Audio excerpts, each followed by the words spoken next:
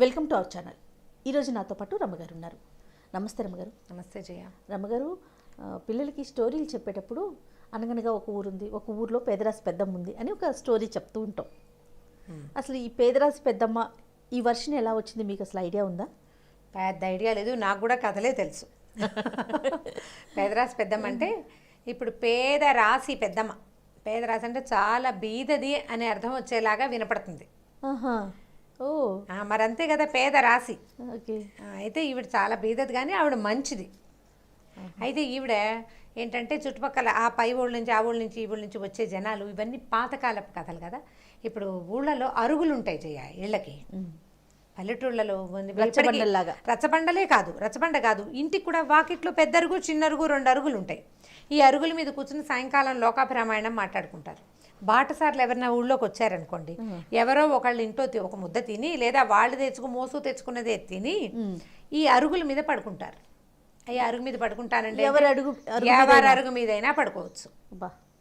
పాత రోజుల్లో అలా ఉండేది. మీరు పాతకాలపు ఇళ్ళని చూస్తే వాకిట్లో ఓవైపు చిన్న అరుగు, రెండో వైపు పెద్ద అరుగు. మా ఇంట్లో కూడా ఉండేవి పెద్ద పెద్ద అరుగులు. ఈ అరుగు ఉంటుంది. అయితే ఈ దారిని పోయేవాళ్ళు ఇప్పుడు సాయంకాలం అయ్యేసరికి ప్రయాణాలు చేయలేని రోజులు కదా. అంటే రాత్రిళ్ళు ప్రయాణం చేయాలంటే అడవులు, చిట్టడవులు, చీమల దూరని చిట్టడవులు, కాకులు దూరని కారడవులు ఉండేవి 2 ఊళ్ళకి మధ్యలో. ఏం ప్రయాణం చేస్తారు? రాత్రిళ్ళు ప్రమాదాలు కదా. చీకటి పడేసరికల్లా ఏదో ఒక ఊరు చేరిపోయేవాళ్ళు. కరెంటు అవి లేని రోజులు కదా.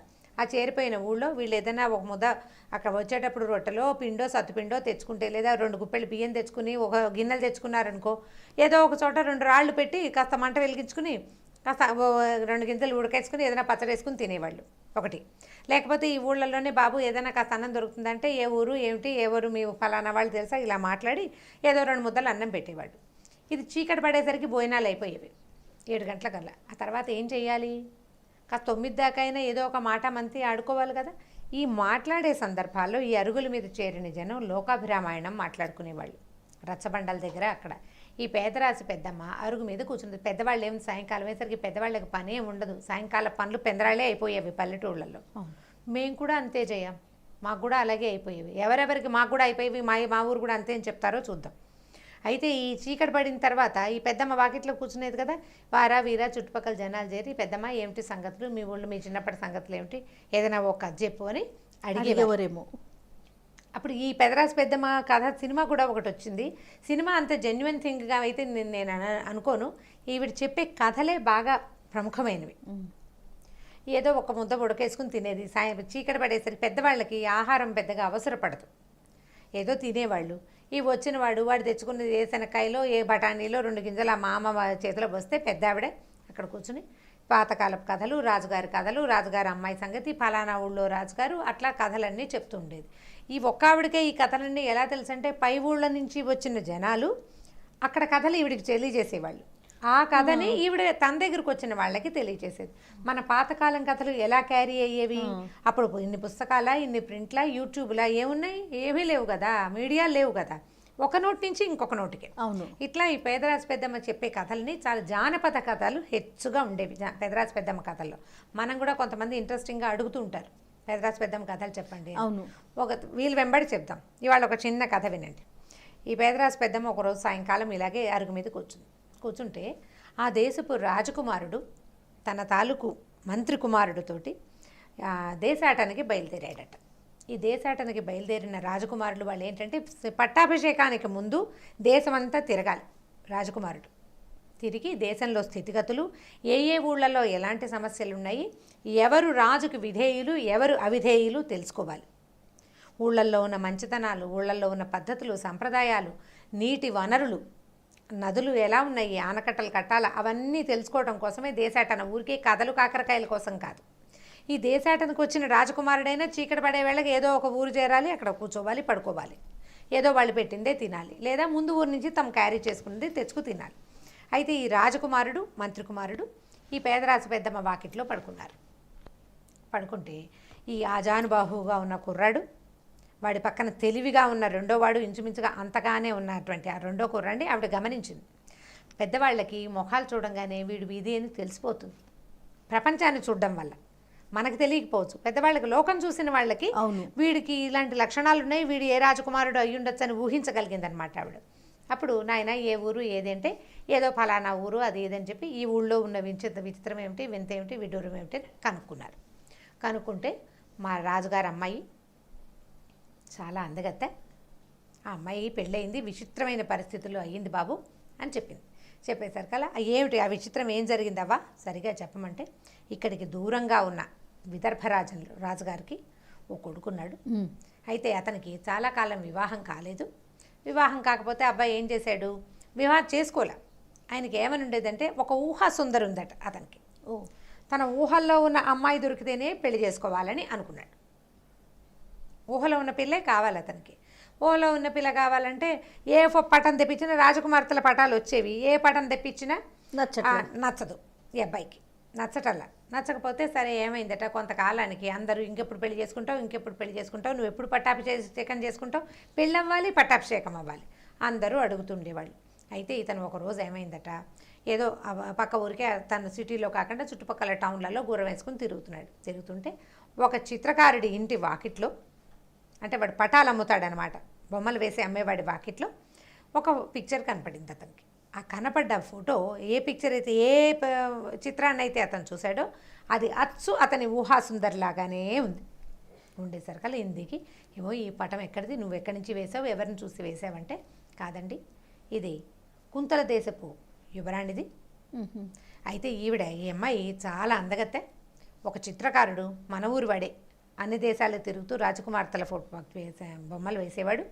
రాజుగారు, ఆ కుంతల దేశపు రాజుగారు అమ్మాయి పటం గీయించాడండి. గీసిన తర్వాత నా కూతురంత అందంగా లేదని ఆ పిక్చర్ని ఆయన తీసుకోవాలి. అంటే ఇంతకన్నా అందంగా ఉంది నా కూతురు అందం పూర్తి స్థాయిలో నువ్వు దింపలేకపోయావని అతన్ని పంపించేశాడు.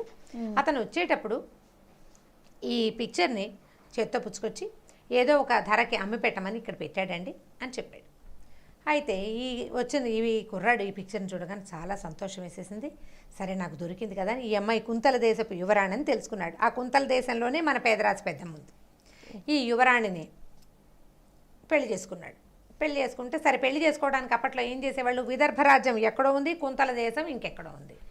ఈ వెళ్ళి వచ్చి ముందు రాజుగారు వెళ్ళి చూసొచ్చి, కుర్రాడు వెళ్ళి చూసొచ్చి, మళ్ళీ రాజుగారు వచ్చి ఈ గోలంతా ఎందుకని అబ్బాయిది ఒక పటం గీయించి అతని కత్తిచ్చి పంపించారు.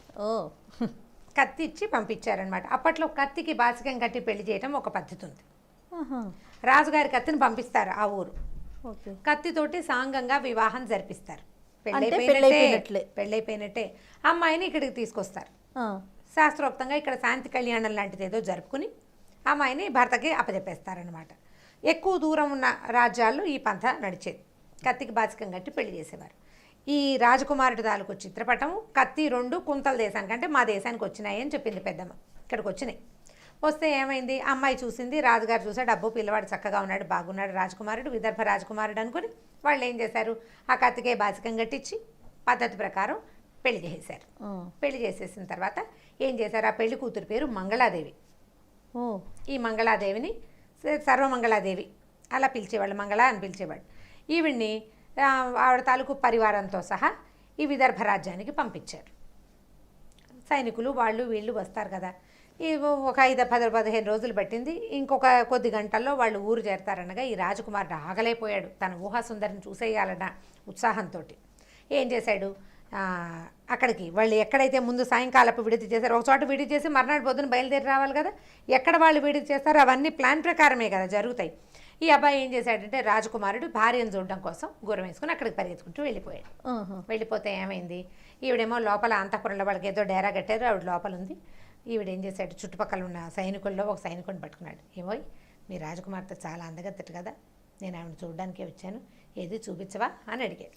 అడిగేసరికల్లా వాడు ఏం చేశాడు, వాడు కొంచెం కొంటెతనానికి, వాడు కొంచెం అల్లరివాడనమాట సైనికుడు. గుంపుగా వస్తున్నటువంటి చెలికత్తెల్లో కాస్త గైరుగా కొంచెం నగలు పెట్టుకుని ఉన్న అమ్మాయిని, అదిగో ఆవిడే సర్వమంగళాదేవి అని చూపించాడు. చూపించేసరికి ఈయన తెల్లబోయాడు. ఇదేమిటి, ఈ అమ్మాయి ఇంత సన్నగా ఉంది, ఇంత పొడుగ్గా ఉంది, నేను చూసిన పిక్చర్ ఏమో ఇంకోటి, ఈ అమ్మాయి ఇలాగుందని అతను చాలా దిగులు పడిపోయాడు. ఇప్పుడు పనిమాల కత్తి పంపించి పెళ్లి చేసుకున్నామా, కాదంటే ఇట్లా కుదరదు. అయ్యో నా ఊహాసుందరిని పెళ్లి చేసుకోలేకపోయానని చాలా దిగులతోటి అతను కాస్త వెనక్కి వెళ్ళిపోయాడు. ఇంటికి వెళ్ళిపోయాడు.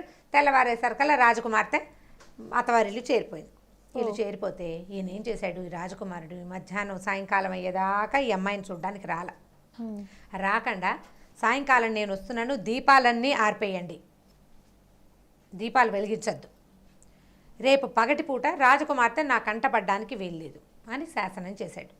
ఆయన చీకట్లో వచ్చేవాడు, చీకట్లో భోజనం చేసేవాడు, చీకట్లోనే భార్యతోటి స్పెండ్ చేసి వెళ్ళిపోయేవాడు.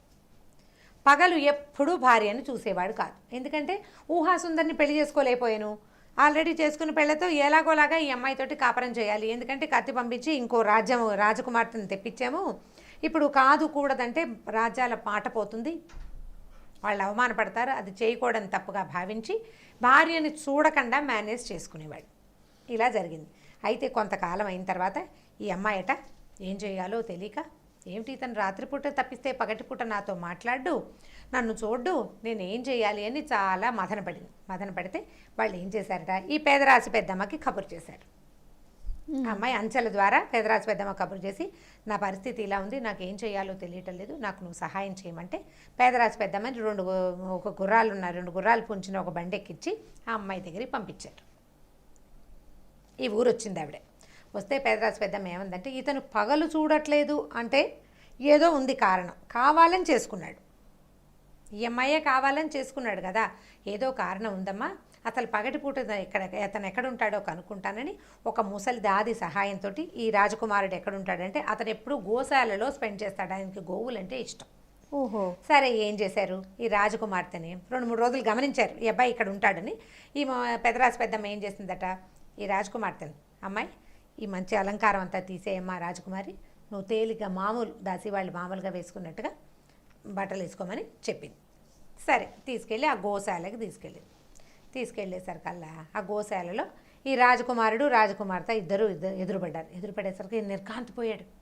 ఇదేమిటి, నా ఊహాసుందరి ఇక్కడికి వచ్చేసింది, ఎలా వచ్చేసింది ఇక్కడికని చాలా ఆశ్చర్యం వేసింది అనమాట.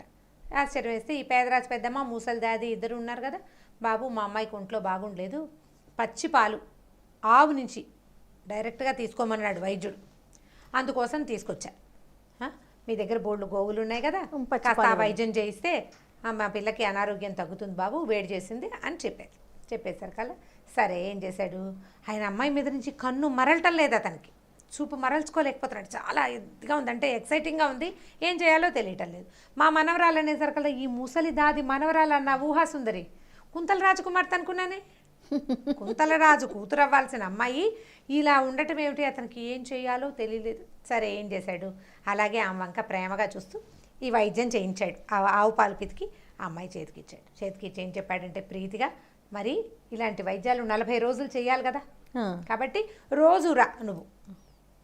రోజురా నేనే స్వయంగా నీకు పాలు పితికించి ఇస్తానని చెప్పాడు.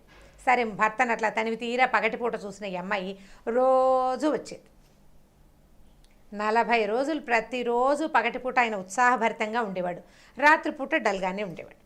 ఎందుకంటే ఊహాసుందరిని పెళ్లి చేసుకోలేకపోయాను, ఈ అమ్మాయిని ఎవరినో చేసుకున్నాను.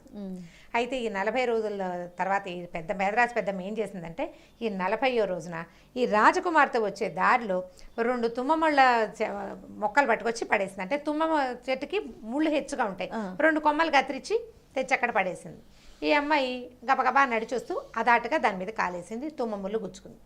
రాజకుమార్తె ముళ్ళు గుచ్చుకుంటే ఆగగలదా, అమ్మో అని ఇవిడ కేక పెట్టేసరికి పరిగెత్తుకుంటూ అతను వచ్చి ఏం చేశాడంటే ఈ ముళ్ళుని అలాగా తీసాడు కాళ్ళలోంచి. తీస్తే కొంచెం నొప్పి పెడుతుంది కదా, తుమ్మ ముళ్ళు మహా నొప్పి, ఎక్కువ రోజులు నొప్పి ఉంటుంది. అక్కడి నుంచి సాయంకాలం వైద్యం అయిపోయింది, ఇద్దరు కాసేపు ఏదో ఆ మాట ఈ మాట మాట్లాడుకున్నారు. ఆయనకి పెద్దగా మాటలు ఏం లేవు, పాప అమ్మాయిని చూడడంతో ఆయన ఇదైపోతుంది అనమాట.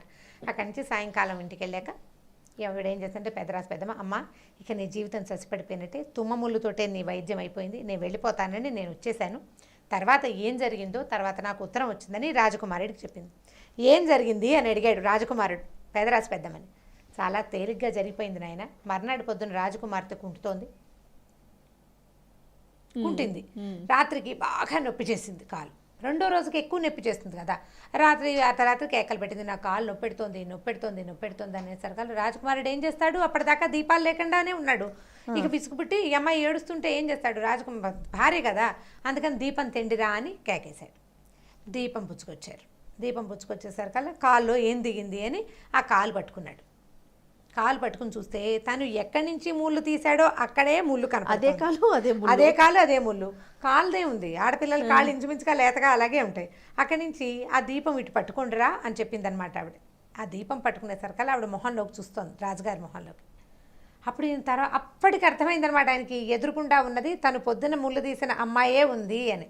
తలెత్తి చూసి ఆయన, అదేమిటి నువ్వున్నావు అని అడిగితే, అదే నువ్వు నా రాజకుమారుడు ఎలా ఉంటాడో చూద్దామని 40 రోజుల నుంచి తిరిగాను. పొద్దున చూసిన అమ్మాయే నాతోటి రాత్రి ఉందని నువ్వు తెలుసుకోలేకపోయావు. పగటిపూట నా భర్త ఎలా ఉంటాడో నేను తెలుసుకోగలిగాను. రాత్రిపూట ఎలా ఉంటాడో చూడడానికే ఇప్పుడు దీపం తెప్పించాను అని చెప్పింది.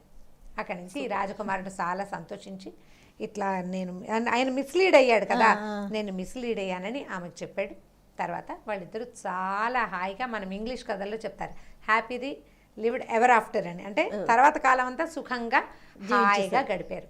ఈ కథని ఇట్లా జరిగింది అని ఈ పేదరాశి పెద్దమ్మ ఈ రాజకుమారుడికి చెప్పింది. అయితే రాజకుమారుడు అన్నాడు, నువ్వు ఎంత సహాయకారివి, నువ్వు చాలా తెలివిగల దానివి. ఒక 40 రోజుల పాటు వాళ్ళిద్దరి మధ్య స్నేహ సౌహార్ద్రం పెరగడానికి నువ్వు సహాయం చేసావు. ఆ తర్వాత ఇప్పుడు ఆమె అందగత్తె అని తెలుసుకుంటే ఒక విషయం, అంటే ఇప్పుడు ఆమె భార్య సౌందర్యవతి అని ప్రీతి చెందటం కాకుండా 40 రోజుల పాటు ఆమెతో రెగ్యులర్గా రోజువారీ కలుస్తూ ఆమె పైన ఇంకా ప్రీతిని, అతని స్వభావం పట్ల ఆ అమ్మాయికి ప్రీతిని కలగజేసింది అనమాట ఈవిడ. దానివల్ల ఈ ముందు కాలంలో కూడా రాజు రాణి సౌందర్యానికి అంటే ఇంపార్టెన్స్ లేకుండా వాళ్ళు ప్రీతిగా మనస్తత్వాలు తెలిసేలాగా చేసి ఎక్కువ కాలం ప్రీతిగా ఉండేలాగా చేసింది. ఆ తర్వాత ఆ రాజు విదర్భ రాజకుమారుడు ద్వితీయ వివాహం చేసుకోవాలి. ఈవిడ ఒక్కదాంతో ఆయన సంసారం చేశాడు, సంతానానికి అన్నాడు, చాలా గొప్పగా రాజ్యం చేశాడని కథ ఈ పేదరాజు పెద్దమ్మ చెప్పిందనమాట.